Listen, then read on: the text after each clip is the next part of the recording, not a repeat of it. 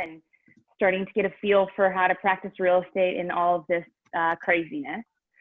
So if you haven't been on one of the webinars that I've participated in previously, what I usually do is I try to have about 20, sometimes 30 minutes of content to tell you guys about what's going on, not only with coronavirus, but things to just be aware of that are out there in the real estate industry and guidelines. And then I'll open it up for questions, at least by the 30-minute mark. So make sure you put your questions in the Q&A section. I know, put them in the Q&A, not in the chat. And then that way I will try my best to address all of your questions here today. And at the end, I'll go through them. So just be prepared. I won't address them for the first 20 or 30 minutes. So a couple of things on my mind that I wanted to talk to you guys about. I showed that the last time I was with you was May 14th. So that's almost a month ago, about 3 weeks ago. And while a lot has changed, so much of it has changed in the opening up direction. And there have been additional guidelines set in place that I'm going to go over today to make sure that everybody's compliant. Nothing has changed dramatically in the last week or so. And so if you are in touch with your own attorneys or your brokers have been getting updates from their own attorneys, then what I'm going to say here today might be repetitive, but it's a good refresher nonetheless. So I'm going to talk about two different categories. One is going to be on coronavirus topics, everything that's COVID related as it relates to what you guys are doing and guidelines that have been set forth. And then I'm going to dive into non-COVID related issues that are kind of coming up. There are some deadlines that are coming up here with rent control addendums and the CCPA, which is the Privacy Act. Those were all enacted before coronavirus was ever discussed or known about. And those deadlines are still out there. So I'm going to go ahead and address those quickly to make sure that you guys don't let them pass you by as they're coming up in July and August here. I'm going to start with the COVID. The first thing that has changed since we last spoke in early mid-May is that the guidelines have been updated for how you can move forward with showings in the coronavirus environment. The BPPP, there's 3 Ps there, BPPP, the BPP has been set out by CAR and they've renamed it. They call it the Mandatory Government Showing Requirement. The reason they renamed it is because they wanted to make everybody clear and aware that they were not the ones who were prompting this mandatory form. It is the state of California, the Department of Public Health, that says that all brokerages must establish a COVID prevention plan. That plan must be provided to all clients prior to showing, and the clients have to agree to the plan before they enter a property for showing. So it's those 3 things. The broker has to establish a plan, they have to have everybody who enters the property agree to the plan, and they have to have those pictographs that we discussed displayed at the entrance of every property. So how do you make sure that you're in compliance with that? CAR has come out with 3 forms in order to put people in compliance. The first is that BPPP. I always want to add a 4th P on there. So that the first one is that best practices plan. Your brokerage should adopt it. And for us, it was as simple as saying, we have adopted this plan. We've put it on our website. We sent an email out to all of our agents saying that this is now adopted by our company and we will be following its guidelines, and the expectation is that you're following the guidelines as well.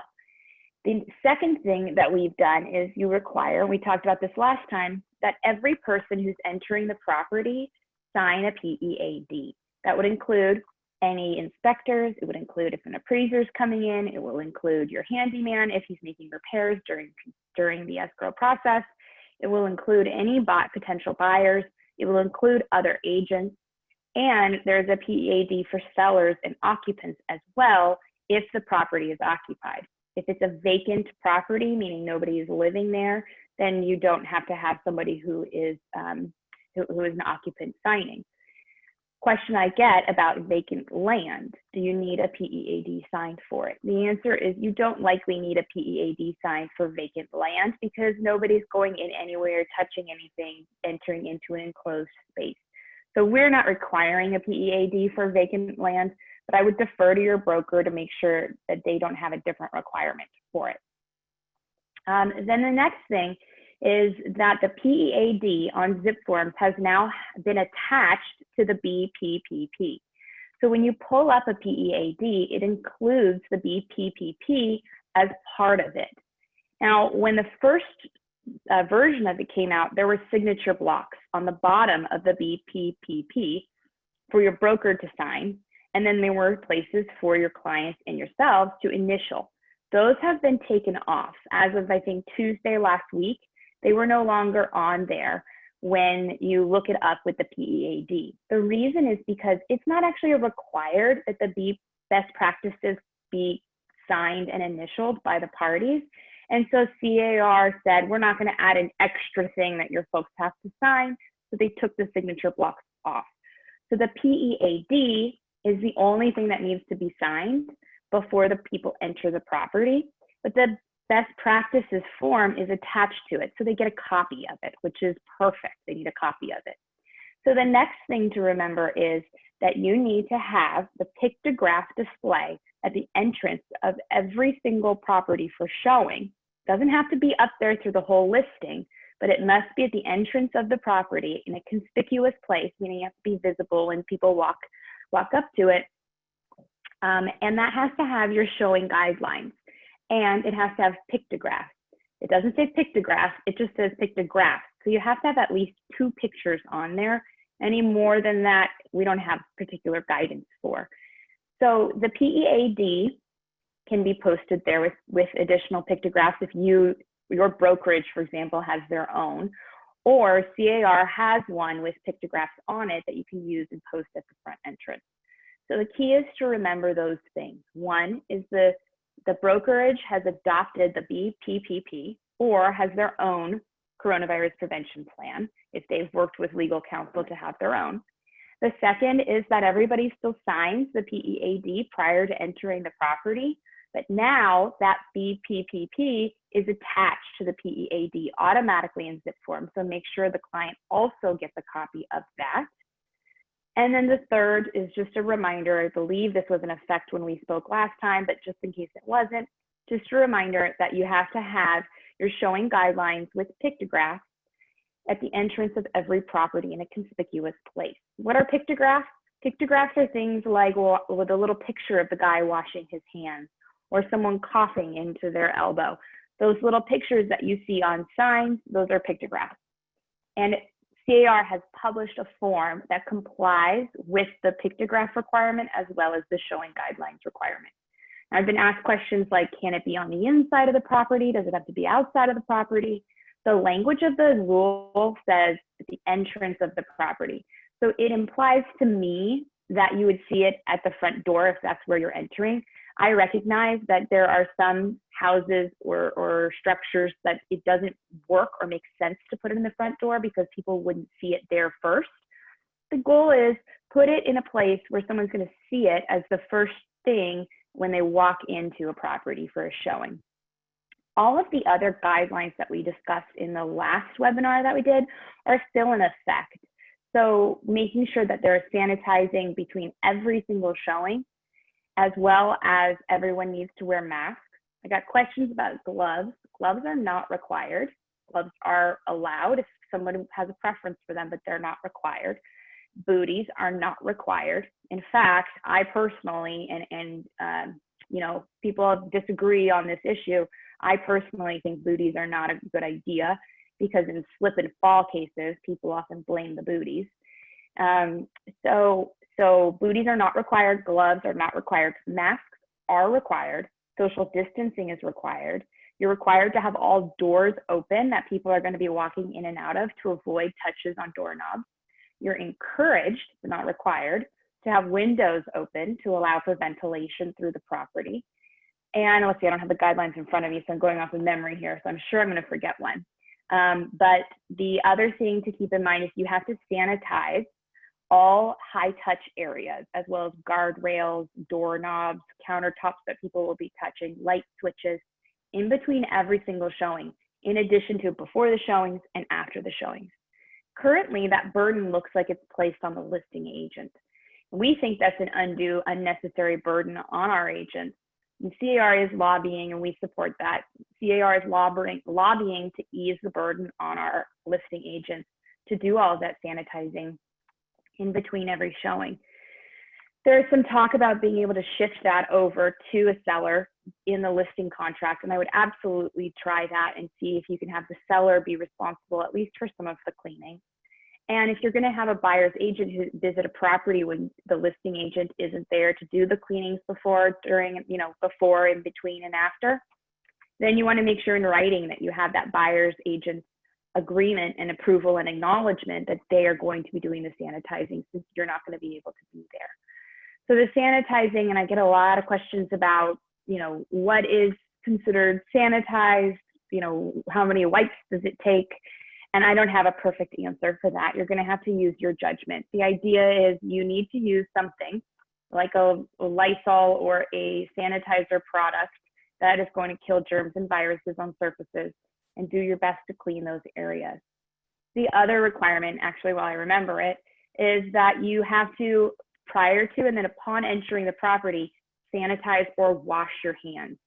So if you don't have access to a sink, then you'll need to sanitize your hands upon entering. And now, luckily, sanitizer is being sold everywhere. So it is available in almost every store I've been to. If for some reason it's not at your grocery store, check the local pet store, or Home Depot's got sanitizer. All of those stores that aren't as bombarded by people on a daily basis looking for groceries and who pick up sanitizer on the way. So it's everywhere. So those are the main issues with the guidelines and the updates, the BPPP, as well as establishing the plan, posting the pictograph with your prevention plan at the front entrance, and making sure you're following all your sanitation guidelines. I addressed it a little bit last time I was here, but open houses and brokers open are still not allowed. They are not allowed. And anyone who says that they're doing an open house because it's allowed is incorrect. Currently, they're not allowed. So what are people doing, and what can you do? You can set a time frame in which you are setting back-to-back appointments, so long as you're sanitizing before the first showing, between each showing, and then after the showing. You have strict appointment times. They have PEADs before they come into the property. You only allow one agent plus 2 people from the same household into the property. Little asterisk, that's for LA County, by the way. California, if you hear this, someone asked me, I heard that we're allowed to have as many people as we want as long as they're from the same household. That's California's rule, but LA County is more restrictive. LA County requires only 2 people from the same household plus an agent. Keep that in mind. But you can do that. So I've seen open house signs in our neighborhood with a rider on top that says by appointment only, and often something on the bottom that says call this number for an appointment. That's great. I highly discourage you from putting a sign up that says open house without one of those riders, because everybody, especially in the real estate community, hopefully is aware that open houses are not allowed. And so what I don't want to have to make everybody do is buy new signs. Use those signs, but buy a rider, buy something that says by appointment only, call for your appointment, so that it's clear that you're actually doing this by appointment only, because that's what's allowed. Open houses are not. And you can do it back to back. I'm seeing call for appointments between the hours of noon and 4. Great. And then what they'll do is they'll have people stay in their cars or wait socially distanced on the street. And then when it's their turn, they'll text them and say, your turn. And they come in, they do their tour, they leave. Then the agent goes in and sanitizes. The next person comes in, they go, they show the property, they leave. Then the listing agent sanitizes again. So that's okay. And that's what I would recommend if you're looking to do something as close to an open house or a broker's open as you can get right now. So I see questions popping up there. I will come back to those questions. I will get to them. I'll just circle back at the end. The next thing that has changed since we last talked on the 14th of May is the eviction moratoriums. I'm going to do a quick update on those. May 31st was a big date in everyone's mind, thinking that the eviction moratorium was going to end on May 31st. It's not that simple, unfortunately. So what is the eviction moratorium? Quick reminder, that is the California rule that says that you cannot evict or proceed with evictions for people who are unable to pay due to coronavirus, either because they have lost income or because their household expenses have increased due to coronavirus. That was very broad, very vague, likely encompassed almost every person who claimed a failure to pay due to COVID. So it was very difficult to look at and say, you can evict for non-payment of rent at this time. To top it off, the courts were closed, and they still are closed to any eviction unless it is a threat to health or safety. So what happened on May 31st? On May 31st, the California statewide eviction moratorium expired. It ended May 31st, and Governor Newsom did not extend it. So statewide, we don't currently have an eviction moratorium on the books. Now that can change at any time depending on what they're seeing. But what did Governor Newsom do? On May 28th, just 3 days before it expired, he extended authority to all local governments to have their own eviction moratorium. And those are allowed to be in effect currently through July 28th. So every single city, every single county has the ability to have their own eviction moratorium in place until July 28th, assuming that, again, doesn't get extended. Some of the local cities that have their own eviction moratoriums are Los Angeles, Beverly Hills, Culver City, Santa Monica, Inglewood, Manhattan Beach, and Redondo Beach. Those are the ones that I know of off the top of my head. There may be more, but those are the couple that I'm acutely aware of, that they have their own eviction moratorium. And so if you're in those cities, just because the state one expired doesn't mean your local one expired. And you can go ahead and look at those eviction moratoriums. I believe CAR has a summary of them as well as a summary of the guidelines for showings. The other thing to keep in mind is even if your city doesn't have one, like I said, the courts are closed to any eviction that is not a threat to health or safety. And threat of health or safety, I'm thinking, violence, drugs, so substandard that it's uninhabitable, things like that. So those are the things the courts are reserving their dockets for. And that is actually in effect until 90 days after the state of emergency is lifted. So that's looking like 2021 before the eviction courts are really going forward. If you don't have an eviction moratorium in your city and you are a landlord yourself, and you want to evict somebody and think that you are allowed to under rent control rules, because remember, those are still out there. If you think you're allowed to under rent control rules, then I highly recommend you consult with a landlord tenant attorney to make sure that they agree you can currently issue either a 3-day notice to pay rent or quit, or a 30 or 60 or 90-day notice. Double check with a landlord tenant attorney to make sure that that specific property allows for an eviction, because between the rent control rules and the COVID rules, there are some severe penalties if you aren't following it to a T. So that's the eviction moratorium update, and why May 31st, as it came and went, didn't really make any impact on how we are addressing non-payments in the landlord-tenant environment. And then the last thing, I'm going to gloss over this because it's not something that I have a lot of depth of knowledge on, is the federal government extended the mortgage forbearance to June 30th of 2020.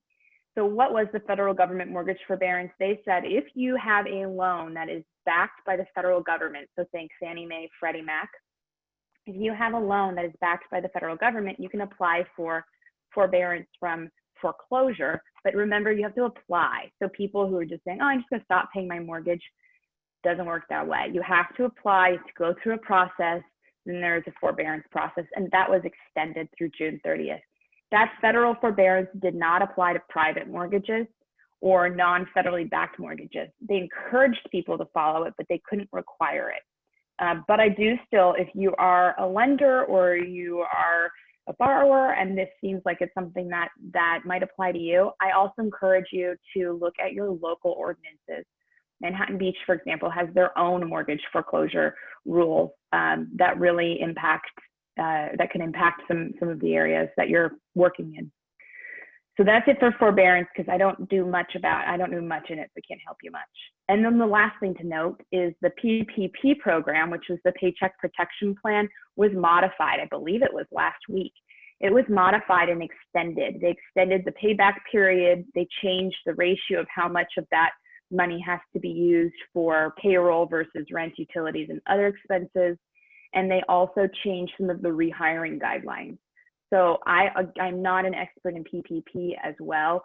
CAR has a hotline that's dedicated to PUA, which is the unemployment assistance.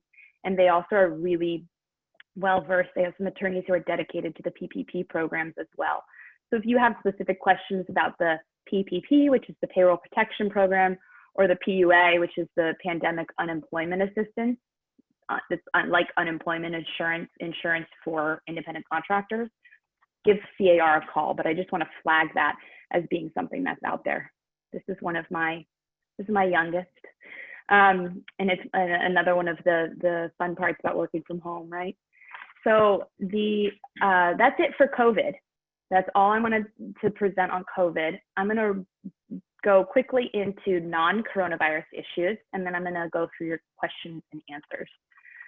So for non-coronavirus issues, I wanna bring you back to January 1st of 2020, when our lives seemed so uncomplicated as we sit here today. But at the time, remember, it seemed like so much was happening. And the two big things that were happening, three big things that were happening, were California had instituted a new rent control program called the Tenant Protection Act of 2019.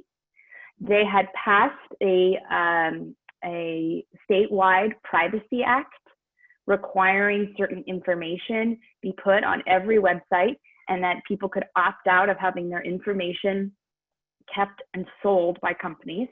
And then the Clear Cooperation Policy was put in place by NAR and told all of the MLSs, you guys have to go ahead and implement this Clear Cooperation Policy this year. So all three of those things were kind of swimming around in the legal world that's governing your business before COVID. And they haven't gone away. They're still there. They still have deadlines, and they still require your attention. So there's the Clear Cooperation Policy. You know, we're on a South Bay Association of Realtors webinar. I'm going to defer to the MLSs on that. They've got a great website to Clear Cooperation. I myself have asked questions on their website. If you go and you put in an inquiry, they get back to you pretty quickly within 24 hours and can help you with a specific question. I answer the Clear Cooperation policies for our RE/MAX agents, but as far as this webinar, what I want to do is just point out that it is in effect. The Clear Cooperation Policy is the one where within 1 business day of marketing a property, it must be listed on the MLS. If you're not familiar with that rule, please get familiar with it. And you can go to the MLS's website, just search for Clear Cooperation, and they've got a ton of resources, videos, Q&As, everything to learn about what you can and can't do, what you need to do to be compliant. So I just want to remind everybody of that. I'm not going to go into detail about it. But I do want to also remind you that one of the requirements of the California Tenant Protection Act of 2019, what many people know as California statewide rent control, goes into effect July 1st, and then the next one is August 1st. What is it? In every single lease, there has to be very specific language, very specific, verbatim from the codes, and certain parts of the language have to be in a certain size font, has to be in the lease agreement. So for leases that are going to go into effect as of July 1st, you must have all language in the lease. Luckily, the form RCJC, that's the Rent Control and Just Cause Eviction Form that CAR publishes, covers you completely. It has all of the required language in it, but you have to use it. So every single lease that is entered into from July 1st forward must have the RCJC. The number one question I get about that is, what if it's a single family home, it's not owned by a corporation, so it's exempt from California rent control? Do I still have to use this form? And the answer is yes, you do. Because even exempt properties are required to have rent control language in them and then required to state that it is exempt. So at the end of the form, there's a box that you can check. And that box is that this property is exempt from these rules. That's obviously not what it says, but it says something like that it's exempt from these rules. And so whether or not you are covered or exempt from California rent control, the RCJC is required for all leases. Now, I want to be clear. The RCJC itself is not the requirement. The language that CAR has put into the RCJC is required, not all of it. So you'll see the Apartment Owners Association, I'm sure, has their own version. I'm sure you're going to see landlord-tenant lawyers who have their own version. And so if you have a client who is not a realtor or hasn't used a realtor, they can't use the RCJC. That's okay. They need to just get their own form from one of those resources in order to put it into their lease. I mean, I own and operate apartment buildings, and we have our own leases that we use. And I just put certain language in there that complies. But again, I'm an attorney. I've read the codes. So I want to make that distinction. The RCJC itself is not what's required by law. It's just that there's language in that form that complies with the law. So as a realtor, you're going to want to use that form on every single lease that you do from July 1st forward, if you're not already doing it. Now I want to talk about August 1st.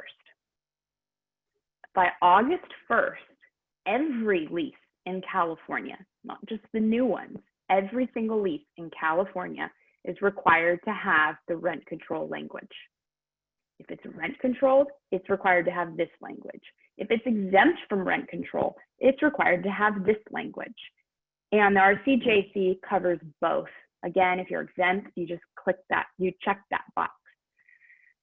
So that tenant that you helped put in to the property back in December of last year or in February of this year, and you didn't use the RCJC, it's now required by August 1st that they have this special language given to them. There's a place for the tenant to sign that form. If they don't sign, they don't sign. The requirement is that is given to the tenant by the landlord. I believe that a lot of agents, because we're the holder of information, we understand how this process works. We're asking our agents to go ahead and get that as much as they can, get that from tenants who they know are still in possession of properties, and we'll keep it in their file. But at the very least, please reach out to your landlords, make sure they know that the language is required. And then if it's a landlord who you didn't do the transaction for, you can't give them the RCJC because you can't use CAR forms for transactions really that you're not a part of, and they can't parrot them because they're copyrighted forms. They should reach out. There are forms all over the place that will comply. But the Apartment Owners Association is the best place to look right out of the gate. So keep in mind, July 1st, all new leases have to have the rent control language. By August 1st, all leases in California, and I know I'm being repetitive because I get lots of questions on this, all leases in California are required to have the rent control language given to the tenants by August 1st of this year, okay? And then the last thing I want to point out is the California Consumer Protection Act. What that is, in essence, this is like a bird's eye view. In essence, it is saying that you have, if you are a certain type of business, you do a certain amount of work, or you collect a certain amount of information from people, you do a certain amount of sales, then you have to have a privacy policy published for people. Usually it's on people's websites. And you have to have an opt-out procedure. Now, again, if you're a solo broker, it's not likely going to apply to you because you don't probably qualify for that requirement. And you can call CAR and double check to see. They'll walk you through a questionnaire and find out if you actually need the policy. But if you are a company that needs the policy, that goes into effect July 1st. So they need to have their policies published online. They have to have an opt-out procedure for people to be able to have their information deleted, and can opt out of selling information as well. And you'll look for that. I'm sure you'll start seeing those policies if you haven't already.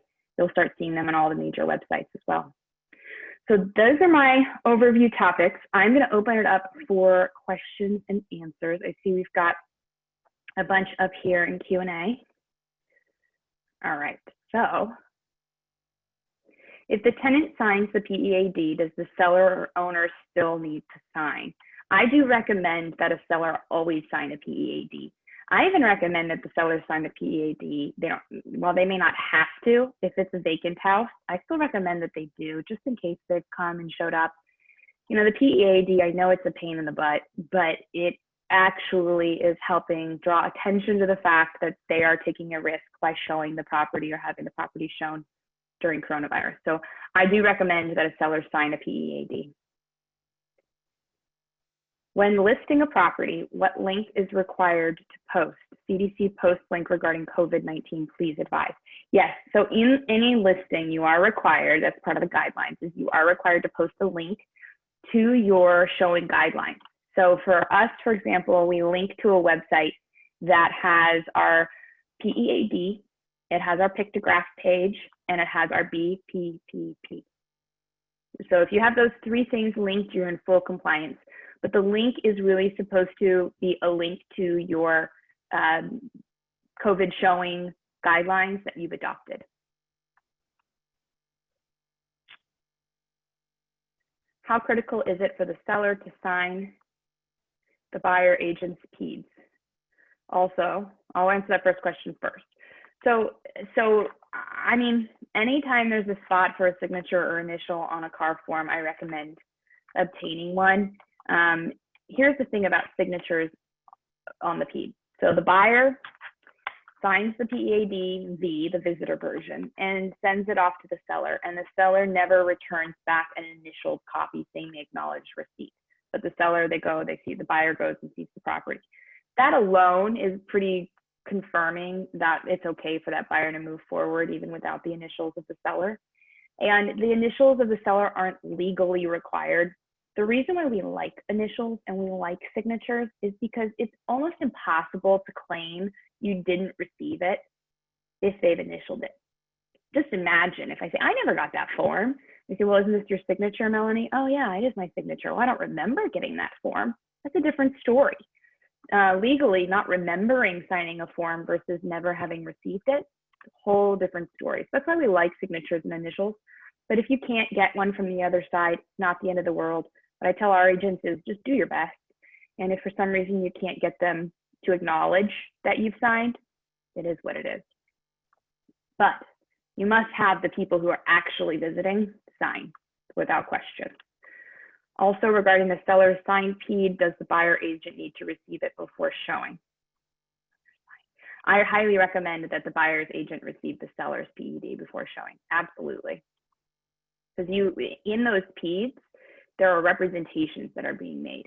One of the representations, the biggest one, is that we are not exhibiting any coronavirus symptoms at this time. And we have not, we're generally not exposed to our knowledge in this house. So that's why you want that before you show the property. Where on car are the pictographs for COVID-19? I will find it by the end of this webinar. I'll take 30 seconds to look for the actual acronym, and I'll tell you the acronym. I think it's like the PRE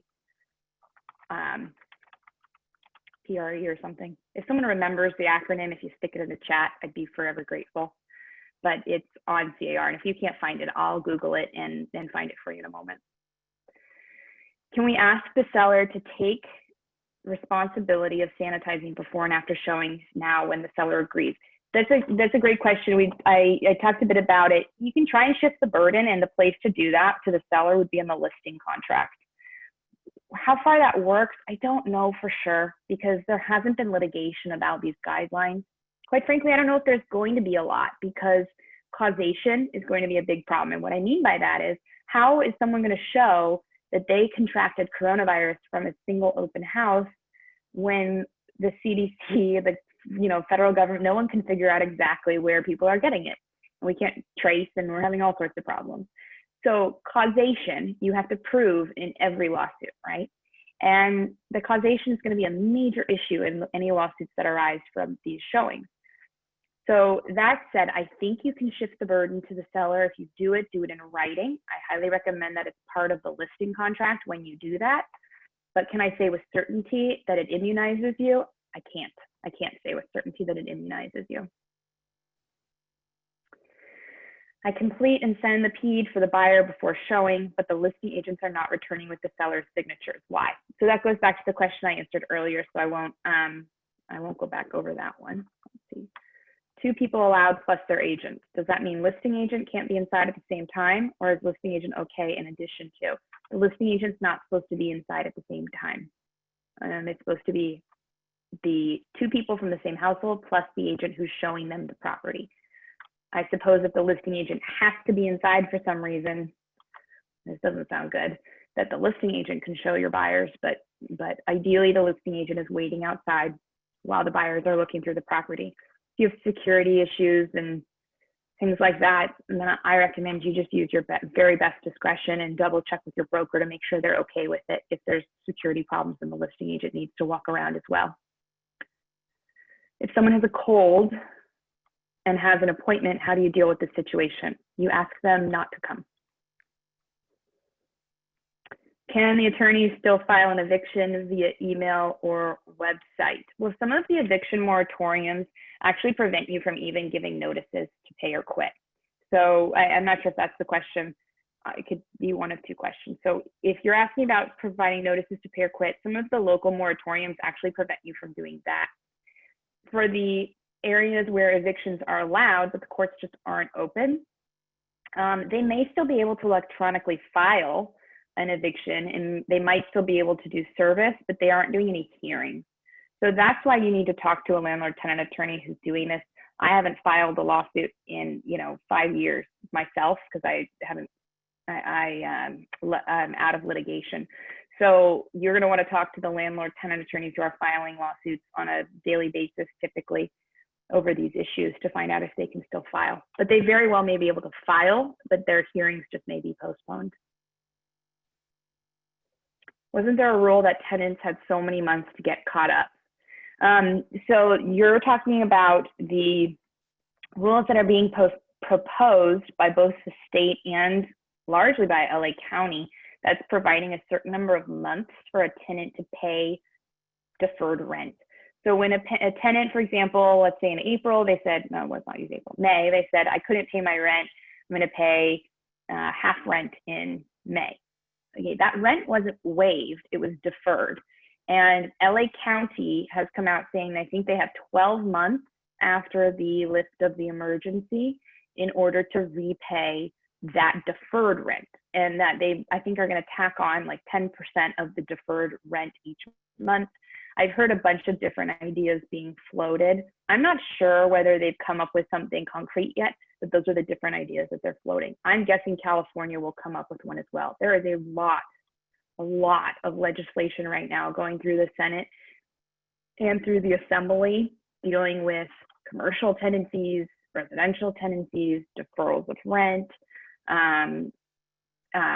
foreclosure forbearance. There's a lot of legislation about that. So I do think it will come and become clear. I just am not quite clear yet. But I've heard it's likely going to be 12 months for residential, probably 3 months for commercial, and then there'll be like 10% required each month of payback. That's what I think they're floating. My understanding is LA County is going to stage 3 reopening guidelines this Friday, which says that for the most part, the only things that are prohibited are large crowds. So that's one of the things that CAR is advocating right now, and I think they're getting some traction, is that the world is opening up. Restaurants are opening, bars are opening, hair salons are opening, and yet real estate is so much more strictly, has much more strict guidelines than many of the industries that are starting to open up. Like, why? And so they are working, I think, right now with Sacramento to try and loosen some of the restrictions on the real estate industry to match or meet what some of the other industries are allowed to do right now. So stay tuned on that. I think the reason for that, quite frankly, is because you were deemed essential so early. And so because you were essential, you were able to operate in an environment where other businesses were not. So they wanted to create strict guidelines. But now everything else is opening, and we are all lobbying for this industry to continue to open as well. For now, open houses are still not allowed though. For existing leases, shall we include the RCJC? My recommendation is yes. Are you aware of the latest updates from the State Judicial Council? There seems to be a vote scheduled tomorrow to put an end date of August 3rd to the emergency rules. I've also heard that courts may start opening back up on 6/12, making the 90-day after date 7/28. I do know that they are trying to move things along. I don't know if eviction courts are necessarily going to be opened up that broadly. So there are a bunch of different types of courts throughout the state of California. There are criminal courts, there are civil courts, there are family courts, there are eviction courts, small claims courts. They're all different courts. And so how they're going to open up and which ones they're going to open when, I'm not certain, but I do know that things will change in the coming months. Because remember, it's not just eviction cases that are closed, it's all civil cases. So I'm not certain, but I keep an eye out on those and look for changes as the rules come down. How far back in 2019 for all leases? My recommendation isn't pick a date. My recommendation for prior leases that you're looking to do the RCJC for is if you know that the tenant that you put in there is still in possession, my recommendation is reach out to that landlord.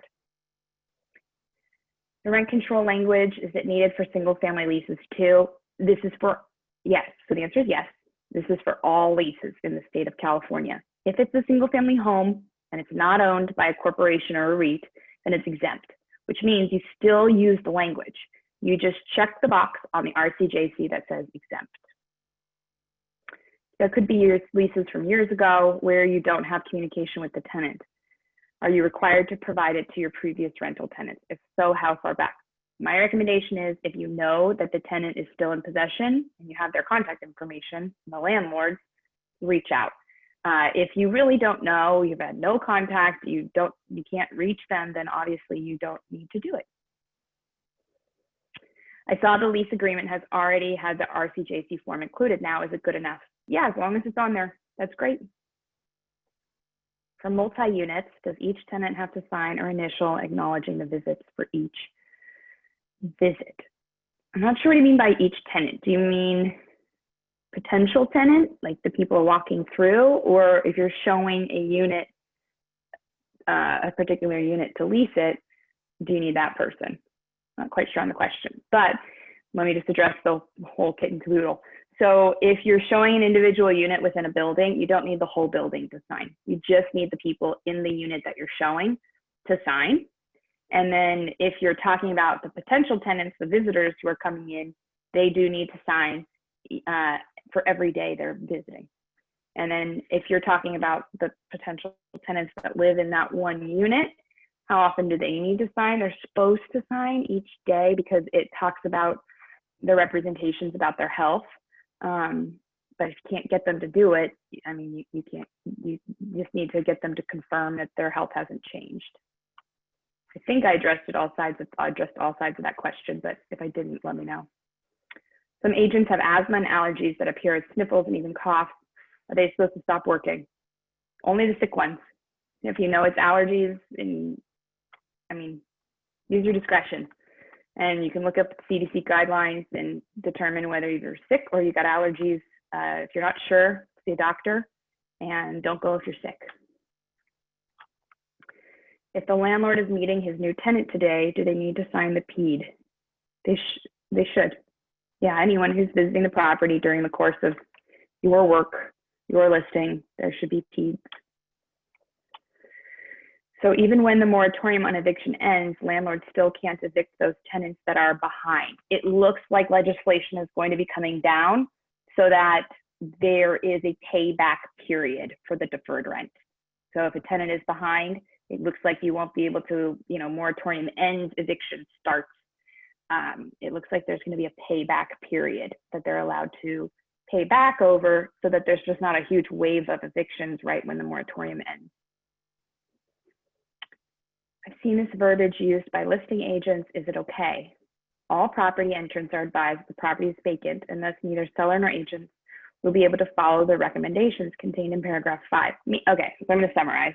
Basically, you see a listing and it says the property is vacant, so we're not going to follow the guidelines and sanitize. Is that okay? No. I mean, the guidelines say you have to sanitize, and it doesn't make an excuse or exemption for vacant property. Vacant land, different, but a vacant property, it doesn't distinguish it and say, but you don't have to sanitize a vacant property. So the guideline says you still have to. I recognize completely that that creates practical and logistical issues. So I recommend that everyone use their judgment in trying to comply with the guidelines as best you can. Maggie, this is pertaining to the PED form. Oh, they put that on the PED. So that's maybe, I like that. I don't like the way that's phrased. If I am a agent, let's say I'm, you know, it's a vacant property and I have a super on there, and you call me for the code and I give you the PED. If anything, they don't just say, in my opinion, they shouldn't just say, we're not going to sanitize, so enter at your own risk. They should probably say, by signing this PED, you agent agree that you are going to sanitize. So shifting the burden to somebody else to sanitize in writing, where that person agrees to it, I think is far safer than just saying, I'm not going to do it. Now, again, as I mentioned earlier, I'm not certain that that's going to fly, but it's definitely safer to say, okay, buyer's agent, you have the burden to do all the sanitizing that's required by paragraph 5 and 6 of the guideline, instead of just saying it's not going to be done at all. Follow up from previous leases. What if you were representing the tenant, not the landlord? What's the law on this? It's not clear. So let me be clear on this rent control language that's being required. It's actually a landlord requirement. So the owner of the property is required to put this language out there to the tenants. There's nothing in the law that says real estate agents have to do this. All I'm saying is that we are the holders of this information because you are in the practice of real estate. So if you did a lease, I could see where a landlord may turn to you and say, you had a fiduciary obligation to notify me that I have to do this. So I do want to draw that distinction. The law actually says that the onus is on the landlord, the owner of the property, to provide this language to the tenants. It's just my recommendation that if you represented the owner in that you go ahead and make sure that they're aware of that rule and you help them comply with it if you did the lease. As far as if you just represented the tenant, you know, I doubt that there's an obligation because the tenant's the one who's supposed to be receiving the language. So I doubt it, but I'm not certain, but I doubt it. Will the list of supplements in the MLS listings suffice for posted entry rules? Sheila, I'm not sure I understand that question. If you want to rephrase it down, I will come back and answer it if you put it down at the bottom. Yeah, I'm not sure I followed completely. Oh, do you mean, maybe, you mean the supplements attached? So can you attach the supplements onto the MLS? Yes. So often agents don't have the ability to link to the different posted entry rules and the BPPP and the PEAD, and so they put it in the supplements on the MLS. That's okay too. You just need to mention that those documents, the guidelines for showings are in your supplement, so you can do that. But you still need that sign on the front door, the front entrance. Whether tenant or landlord isn't represented whether tenant or landlord isn't represented by an agent, it is incumbent on the landlord to fully understand all the COVID paperwork as it relates to entering the property or knowing the tenant can refuse the landlord entry into the home. So I'm going to rephrase the question. If you have a landlord who's not represented by any real estate agent, are they still required to have the COVID notifications when they're doing showings to their tenants? They should, yeah. Yeah, because it depends on the county you're in as well. So LA County talks about open houses and says you can't do them. LA County says when you're showing a property, limit it to 2 people per household or 1 agent, and that a tenant must agree in writing to leave to allow you to show the property. Can a tenant call the police on a landlord if the landlord enters without consent? Depends. It depends. If it's an emergency, a landlord is allowed to enter a property. They're supposed to give as much notice as they can, even if it's just there's an emergency, I'm coming in, or there's an emergency, I'll be there in 5 minutes. So it depends on what they're coming in for. Most landlord visits require 24 hours notice, written notice, but it really depends. Where can I get the picture to post at the front door? Did you guys find it in the chat? I'm gonna look.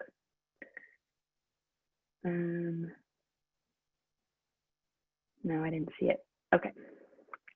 So now you get to watch me Google something. So hold on.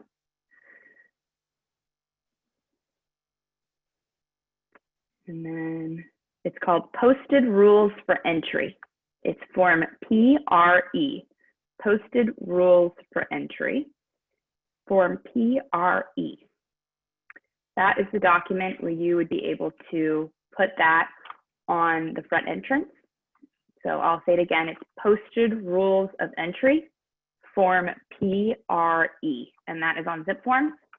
And that is what you'll be able to pull up, print. You can laminate it if you want, and you put it at the front entrance in a conspicuous place during every single showing. And you're supposed to have them acknowledge it, and you say, these are our rules, and they say, okay, and then you go in. The PEAD signed by everybody should take care of that, but I suppose it can't hurt to point them out and say, you remember our rules, and you walk in. I think that's all the questions. Oh, one more, let's see. If I'm scheduling a home inspection and both buyers want to be there, will that be allowed? 1 inspector plus 2 buyers and an agent. I think so. The rule itself says 2 people from the same household plus an agent for a showing. It doesn't mention if you also have an inspector, but I know inspectors are allowed because they themselves are essential businesses during all of this and are especially under these new staged openings. So I would think you're allowed to have an inspector plus your agent plus the 2 people, but again, it's not laid out that clearly. Cool. Thanks, guys. I think that's it for question and answer. And thank you guys for joining me. Hopefully this was helpful, and stay tuned. It's changing constantly. And I know there's ambiguity, and I know that I don't have the answers to every question. And I don't think that some of these questions can be answered because we just don't have enough guidance yet. My best piece of advice, hopefully, if you take anything from it, is try your best to follow the guidelines. Use your judgment. Understand what the point of the rules are is to keep people safe and distanced and things sanitized, and try and follow the spirit of the rule. And then you can't hopefully run too far afoul of it. That's it. Thanks, Melanie. Thanks, Nikki. Thanks, everyone. The video will be posted on YouTube later, and we will see you on other classes later this week. Thanks, Melanie. Bye.